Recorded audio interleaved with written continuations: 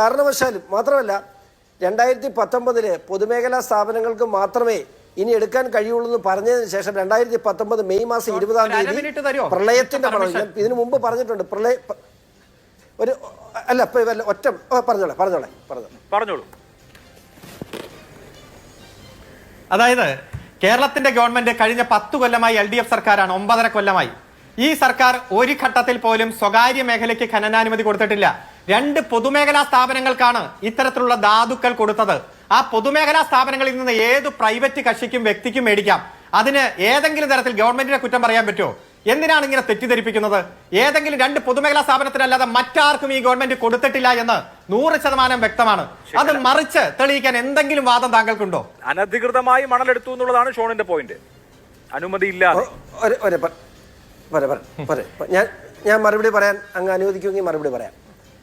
2019 May മാസം 20 irrigation വകുപ്പിന്റെ ജിയോ ഒന്ന് പൂർണ്ണമായും വായിച്ചു നോക്കിയാൽ അതീവ ആവശ്യമുള്ള ധാതുമണലും അതുപോലെ ആറ്റോമിക് മിനറൽസും ഉൾപ്പെടുന്ന മണൽ അവിടെ ഉണ്ടെന്ന് ആ ഓർഡറിൽ തന്നെ ഏതോ വിവരമുള്ള ഉദ്യോഗസ്ഥനകത്ത് എഴുതിയിട്ടുണ്ട്. എന്നിട്ട് 464 രൂപയ്ക്ക് ഇറിഗേഷൻ വകുപ്പ് തോട്ടപ്പള്ളി സ്പിൽവേയുടെ മുമ്പിൽ അടിഞ്ഞുകൂടിയ മണൽ നീക്കം ചെയ്യുക. അതല്ല കരിമണൽ ഖനനമൊന്നും അവിടെ എവിടെയും ഉപയോഗിച്ചിട്ടില്ല. കുട്ടനാടിനെ വെള്ളപ്പൊക്ക ഭീഷണിയിൽ നിന്നും രക്ഷിക്കാൻ തോട്ടപ്പള്ളി സ്പിൽവേയുടെ മുമ്പിലുള്ള മണൽ നീക്കം ചെയ്യുന്നതിനാണ് ആ ജിയോ ഇറങ്ങിയിട്ടുള്ളത്. ആ ജിയോയുടെ മറവിൽ ഈ 2024 ഡിസംബർ മാസം വരെ ആ ജിയോയുടെ മറവിൽ 15,000 രൂപയ്ക്ക് മുകളിൽ അന്താരാഷ്ട്ര മാർക്കറ്റിൽ വിലയുള്ള കരിമണൽ 464 രൂപയ്ക്ക് ഈ പറയുന്ന KMML-നും IREL-നും ഉൾപ്പെടെയുള്ള കമ്പനികൾക്ക് കൊടുത്തിട്ടുണ്ട്. അവരവിടെ നിന്നും അതിലും വളരെ ചെറിയ തുക കൂട്ടി അവർ CMR-ൽ കൊടുത്തിട്ടുണ്ട്. പിന്നെ തോട്ടപ്പള്ളിയിൽ അരുണെപ്പോഴും സമയം കിട്ടുമ്പോൾ ഇത് മണൽ വാരുന്ന സമയത്ത് ആ തോട്ടപ്പള്ളി പോയി നിങ്ങൾ ആരെന്ന് മനസ്സിലാക്കാതെ ഒന്ന് മാറി നിൽക്കണം. അവിടെ പാർട്ടിയൊക്കെ സജീവമായ സ്ഥലമല്ലേ. അവിടെ ഒന്ന് നിൽക്കുമ്പോൾ അവിടെ നിന്ന് ഇറങ്ങി വരും. ഒരു ദിവസം 500-600 ലോറിയാണ് അവിടെ നിന്ന് മണലെടുത്തുകൊണ്ട് പോകുന്നത്. വലത്തോട്ട് പോയ KMML, ഇടത്തോട്ട് പോയ CMR-ൽ അതാണ് അവിടെ നടക്കുന്നത്. യഥാർത്ഥത്തിൽ CMR-ൽ KMML-ൽ നിന്നും IREL-ൽ നിന്നും CMR-ൽ കരിമണൽ വാങ്ങിക്കുന്നുണ്ട്. അതോടൊപ്പം തന്നെ അവിടെ നിന്നും വാരുന്ന നല്ലൊരു ഭാഗം കരിമണൽ CMR-ൽ അനധികൃതമായി കടത്തുന്നു. അതാണ് എൻ്റെ പരാതി. അത് അവിടെ ആ തോട്ടപ്പള്ളി ഒന്ന് ചെന്ന് അന്വേഷിക്ക്, നിങ്ങൾക്ക് മനസ്സിലാവും. ഇതിന് ഒരു മിനിറ്റ് സമയം തരണം പ്ലീസ്. ഒന്ന്, ആദ്യമായി തന്നെ പറഞ്ഞേക്കുക, ഇത് ഇൻട്രം സെറ്റിൽമെന്റ് ബോർഡിന്റെ ഉത്തരവിന്റെ അടിസ്ഥാനത്തിലല്ല ഈ കേസുകൾ മുമ്പോട്ട് പോയിട്ടുള്ളത്. ഇനിയെങ്കിലും ഞാനിതൊരു 50 അടുത്ത് ആവർത്തിച്ചാണ്, ഇനി പറയാൻ വയ്യാത്തതുകൊണ്ട് പറയുന്നതാണ്. ഇത് principal commission of income tax CMR-ൽ നടത്തിയ ഒരു റെയ്ഡ്, ആ റെയ്ഡിൻ്റെ ഭാഗമായി ഉണ്ടാക്കിയ ചോദ്യം ചെയ്ത് ആ ചോദ്യം ചെയ്യലിൻ്റെ ഭാഗമായി ഉണ്ടായ റിപ്പോർട്ട്, ആ റിപ്പോർട്ടിൽ ഈ കമ്പനി കാര്യങ്ങളിൽ കമ്പനി ഫ്രോഡുമായി ബന്ധപ്പെട്ട കൂടുതൽ അന്വേഷണ ഏജൻസികൾ ഇതിനകത്ത് അന്വേഷിക്കേണ്ടതായിട്ടുണ്ട് എന്ന് പ്രിൻസിപ്പൽ കമ്മീഷൻ ഓഫ് ഇൻകം ടാക്സിൻ്റെ രേഖയിലുണ്ട്. ഞാൻ കാണിച്ചു തരാം. അത് അല്ലെങ്കിൽ ആ ഇൻകം സെറ്റിൽമെൻറ്റ് ബോർഡിൻ്റെ ഉത്തരവിനകത്ത് ആദ്യത്തെ 56 പേജ് അവരുടെ റിപ്പോർട്ടാണ്. അതൊന്ന് വായിച്ചാൽ മനസ്സിലാവും. രണ്ടാമത്തെ കാര്യം, ഇതിനകത്ത് നമ്മുടെ PCIT-യുടെ റിപ്പോർട്ടിൽ അന്വേഷണ റിപ്പോർട്ട് ആവശ്യമുണ്ട് എന്ന് കൃത്യമായി പറഞ്ഞിരുന്നു. ED-യെ സംബന്ധിച്ചിടത്തോളം ED എടുത്തു പറഞ്ഞ ഒരു വിഷയം, ED ഇതിനു മുമ്പ് ഒരു ECR രജിസ്റ്റർ ചെയ്തു. ECR രജിസ്റ്റർ ചെയ്ത് ഇത് പറയാതെ പോകാതിരിക്കാൻ പറ്റില്ല. ECR രജിസ്റ്റർ ചെയ്യുന്ന സമയത്ത് EDക്ക് ഒരു പ്രെഡിക്റ്റേറ്റ് ഒഫൻസ് വേണം. EDക്ക് ECR രജിസ്റ്റർ ചെയ്യണമെങ്കിൽ സ്വാഭാവികമായിട്ട് ഒരു ഒഫൻസ് എവിടെയെങ്കിലും ഒരു FIR ഉണ്ടായിരിക്കണം. ED കേരള പോലീസിന് ഒരു കത്തയച്ചു, ഇങ്ങനെ ഈ വിഷയവുമായി ബന്ധപ്പെട്ട് ഒരു FIR രജിസ്റ്റർ ചെയ്യണം. ആ കേരള പോലീസിന് പിണറായി വിജയനെതിരെ ഒരു FIR രജിസ്റ്റർ ചെയ്യണമെന്ന് പറഞ്ഞാൽ കത്തയച്ചാൽ എന്താണ് അവസ്ഥ എന്നറിയാമല്ലോ. ആ കത്തിൻ്റെ അടിസ്ഥാനത്തിൽ കേരള പോലീസ് ഇതുവരെ മിണ്ടാതിരുന്നതിൻ്റെ അടിസ്ഥാനത്തിലാണ് EDക്ക് ആ കേസുമായിട്ട് മുമ്പോട്ട് പോകാൻ പറ്റാത്തത്. അതിനുശേഷം CMR-ലെ ഉദ്യോഗസ്ഥരുൾപ്പെടെ EDയുടെ അന്വേഷണത്തിനെതിരെ ബഹുമാനപ്പെട്ട കേരള ഹൈക്കോടതി കേസ് ഫയൽ ചെയ്തു. ഇപ്പോൾ ഇവിടെ നമ്മൾ മനസ്സിലാക്കേണ്ട ഏറ്റവും വലിയ പ്രശ്നം, ഈ പണം ഇപ്പോൾ ഇവിടെ സൂചിപ്പിച്ചു ഇത് ഞങ്ങൾ നിയമപരമായി നേരിട്ടുള്ളതാണ്. ഒരു കാര്യം കൂടെ നേരത്തെ പറഞ്ഞേക്കാണ്, ഇപ്പോൾ ഈ കേസുമായി ബന്ധപ്പെട്ട് 1.72 കോടി രൂപയും എംപവർ ഇന്ത്യയുടെ കയ്യിൽ നിന്ന് വാങ്ങിച്ച പൈസയുടെയുമാണ് ഇപ്പോൾ കേസ് വന്നിട്ടുള്ളത്.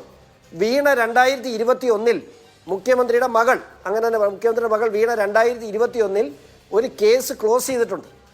അവരുടെ കമ്പനി ക്ലോസ് ചെയ്തിട്ടുണ്ട്. അവരുടെ കമ്പനിക്ക് ക്ലോഷറിന് വേണ്ടി അവർ നൽകിയിട്ടുള്ള അവരുടെ മുഴുവൻ രേഖകളും ഫേക്കാണ്. അത് ഈ അന്വേഷണ റിപ്പോർട്ടിനകത്ത് അതുണ്ടോ ഇല്ലയോ എന്ന് അറിയത്തില്ല. അത് ഇല്ല എങ്കിൽ അടുത്ത കേസിന് കൂടെ റെഡി ആയിട്ടിരുന്ന വെച്ചാൽ മതി. കാരണം അതിൻ്റെ രേഖകളൊക്കെ എൻ്റെ കയ്യിലുണ്ട്. ഇതുപോലെ ഒരു കാര്യം എടുത്തു പറയട്ടെ. ഇവിടെ കോടിയേരി ബാലകൃഷ്ണൻ്റെ മകനും അല്ലെ പിണറായിയുടെ മകനും ഒക്കെ ആയിട്ട് പല കാര്യങ്ങളും ഇവിടെ ചർച്ച ചെയ്തു. ഞാൻ ആ വിഷയങ്ങളിലേക്ക് കിടക്കുകയല്ല. ഇപ്പോൾ തീ കുരുത്തോരാണ് വെയിലത്ത് പാടില്ല എന്ന് പറഞ്ഞു. അരുണിൻ്റെ കാര്യമാണെങ്കിൽ അല്ലെങ്കിൽ എൻ്റെ കാര്യമാണെങ്കിൽ അല്ലെങ്കിൽ ഇവിടെ ഇരിക്കുന്ന ജ്യോതികുമാറിൻ്റെ കാര്യമാണെങ്കിൽ ഒക്കെ പറഞ്ഞാൽ ശരിയാണ്. കാരണം നമ്മളൊക്കെ റോഡിൽ കിടന്ന് തല്ലുകൊണ്ടിട്ടുണ്ട്, ജയിലിലും പോയിട്ടുണ്ട്. പക്ഷേ നമ്മളൊക്കെ പ്രൊഫഷണൽ വിദ്യാഭ്യാസ മേഖലയിലെ ഇവിടെ ഈ കേരള സംസ്ഥാനത്ത് സ്വകാര്യ മേഖലയ്ക്ക് പ്രൊഫഷണൽ വിദ്യാഭ്യാസ മേഖലയിൽ കോളേജ് അനുവദിച്ചുകൊണ്ട് UDF സർക്കാർ തീരുമാനമെടുത്തപ്പോൾ അതിനെതിരെ സമരം ചെയ്ത് നമ്മളൊക്കെ ജയിലിൽ കിടക്കുന്ന സമയത്ത് സ്വകാര്യ സർവകലാശാലയിൽ ബെർമിംഗ്ഹാമിലും അമൃത യൂണിവേഴ്സിറ്റിയിലും പഠിക്കുകയായിരുന്നു പിണറായിയുടെ മക്കൾ. അതുകൊണ്ട് തീയിൽ ഇവർ കൊടുത്തിട്ടില്ല, നമ്മൾ വാടുകയല്ലായിരിക്കും, പക്ഷേ ഇവർ വാരിപ്പോവും. അത് നിങ്ങൾ മനസ്സിലാക്കണം. നമ്മളെ സമരത്തിലിറക്കി വിട്ടിട്ട് ഞാനന്ന് ഇടതുപക്ഷത്തിൻ്റെ ഭാഗമാണ്. നമ്മളെ സമരത്തിലിറക്കി വിട്ടിട്ട് പിണറായി മക്കളെ സ്വകാര്യ യൂണിവേഴ്സിറ്റിയിലും വിദേശ യൂണിവേഴ്സിറ്റിയിലാണ് പഠിപ്പിച്ചേ. അതുകൊണ്ട് തീ കുരുത്താന്ന് ഓർക്കണ്ട, ഇത് വാടാനുള്ള കാര്യങ്ങളൊക്കെ ഈ കേസിലുണ്ട്, ഇനി വരാൻ പോകുന്നേ ഉള്ളൂ. അത് പ്രത്യേകം മനസ്സിലാക്കുക. പിന്നെ ഇന്നലെ വിശദീകരിക്കുന്നത് കേട്ടു, എൻ്റെ ചോര എന്ന് വിശദീകരിക്കുന്നത് കേട്ടു. ഞാനൊരു കാര്യം ചോദിച്ചോട്ടെ, ആ കാശ് മേടിച്ചതിന് ടാക്സ് അടച്ചെന്ന് എന്ത് ഒരു മുഖ്യമന്ത്രിയല്ലേ ഇങ്ങനെയൊക്കെ പറയാവോ? ഞാൻ കശാപ്പിന് ലൈസൻസ് എടുത്ത ആളെ കൊല്ലാൻ പറ്റുമോ? നിങ്ങൾ ഇനി നാളെ അതും പറയുമല്ലോ. കശാപ്പിന് ലൈസൻസ് എടുത്തെന്ന് ആളെ കൊല്ലാൻ പറ്റുമോ? അതുപോലെയല്ലേ ഏതെങ്കിലും ഒരു പണം കൈപ്പറ്റിയിട്ട് ആ പണത്തിന് ടാക്സ് അടച്ചെന്ന് പറഞ്ഞാൽ അതോടനെ വെളുക്കുമോ? നിങ്ങൾ എന്താണ് ഈ കേരളത്തിന് മനസ്സിലായി? ഇത് കേൾക്കുന്നവർക്ക് വിവരമില്ലേ? അത്ര ബോധമില്ലാത്തവരാണോ മലയാളികൾ? ശരി, ഓക്കെ. ഒന്ന്, ഇപ്പോൾ പിണറായി വിജയൻ എന്ന് പറയുന്ന പേര് 162 പേജുള്ള ഇപ്പോൾ കൊടുത്തിട്ടുള്ള ഈ റിപ്പോർട്ടിനകത്തുണ്ടോ എനിക്കറിയത്തില്ല. അരുണ് അങ്ങനെ പറഞ്ഞിട്ടുണ്ട്. പക്ഷേ അവിടെ വീണ വിജയൻ എന്ന് പറയുന്ന കമ്പനി നിയമപ്രകാരം കുറ്റം ചെയ്തിട്ടുള്ള കോർപ്പറേറ്റ് ഫ്രോഡ് ചെയ്തിട്ടുള്ള സെക്ഷൻ 447 അനുസരിച്ചുള്ള കുറ്റം ചെയ്ത വ്യക്തിയുടെ പേരവിടെയുണ്ട്. പിണറായി വിജയന്റെ പേരുണ്ടോ എന്ന് എനിക്കറിയില്ല. ഇനി നമ്മുടെ രമേശ് ചെന്നിത്തലയുടെയോ ഉമ്മൻചാണ്ടിയുടെയോ ഇബ്രാഹിം കുഞ്ഞിൻ്റെയോ കുഞ്ഞാലിക്കുട്ടിയുടെ പേരുണ്ടോ ഇല്ലയോ എന്ന് എനിക്കറിയില്ല. അതിനകത്ത് അവരുടെ പേരുകൾ ഉൾക്കൊള്ളുന്ന സാഹചര്യം ഉണ്ടോ എന്ന് എനിക്കറിയില്ല. പക്ഷേ പിണറായി വിജയൻ്റെ പേരുണ്ടെങ്കിൽ അവരുടെ പേരുണ്ടാകും എന്നുള്ള കാര്യത്തിൽ എനിക്ക് സംശയമില്ല. കാരണം ഞാൻ കൊടുത്ത പരാതിയിൽ അത് ഇൻ്ററം സെറ്റിൽമെൻറ്റ് ബോർഡിൽ ഏതൊക്കെ വ്യക്തികളുടെ പേര് വന്നിട്ടുണ്ട്, ആ മുഴുവൻ വ്യക്തികളും അതുകൂടാതെ പേര് പരാമർശിക്കാത്ത വ്യക്തികളുടെയും പൂർണ്ണമായ അന്വേഷണം ആവശ്യപ്പെട്ടുകൊണ്ടാണ് ഞാൻ കോടതിയിൽ പോയത്. അത് പ്രത്യേകം അറിയിക്കുന്നു. പിന്നെ അദ്ദേഹം സൂചിപ്പിച്ച മറ്റൊരു കാര്യം കൂടെ, ഇവിടെ ഇൻകം ടാക്സിൻ്റെ ഇമ്മ്യൂണിറ്റി ഉണ്ട്. ഇൻകം ടാക്സിന് ഈ ഇൻ്ററം സെറ്റിൽമെൻറ്റ് ബോർഡിന് ഇൻകം ടാക്സിൻ്റെ ഇമ്മ്യൂണിറ്റി ഉണ്ടായിരുന്നു പറഞ്ഞു.